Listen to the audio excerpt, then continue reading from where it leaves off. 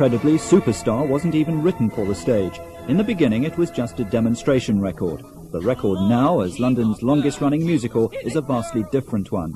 I think you'll find that the whole thing should be, like, after the rather, the sort of the heavier bit of the middle section, it should revert to really just being The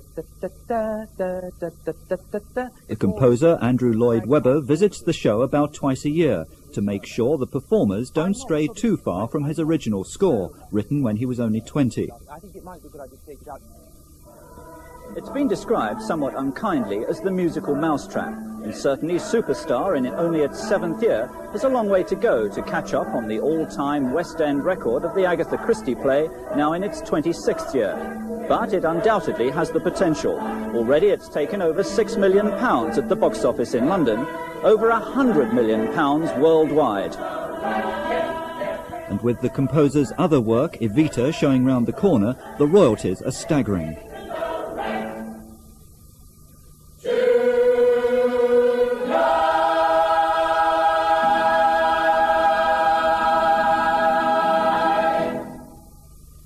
But does the cast fear Lloyd Webber's visits mean he'll make drastic changes? I don't think one can, you see. I mean, if I were to write the piece now, I'd write it quite differently. And also, it probably wouldn't run. I mean, it's one of those things. I mean, what I'd like to do with it's obviously a very interesting, a very complex story. And I'm quite certain that what I did when I was 20, I wouldn't be doing now. I mean, there are many things like the use of the microphones in it, I mean, which frankly appear dated now to me, but, I wouldn't use them, but we did so then. And I think that's the way it has to be. From a personal viewpoint, of course, Superstar made you a millionaire. How do you see your particular future developing now in the musical field? Well, people say that. We may have earned that amount of money from it, but we live in England.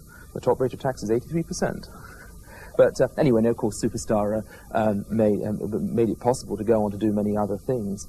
I feel sort of a certain affection towards it in some ways, but I don't really think that it is very close to the sort of things that I would like to write today.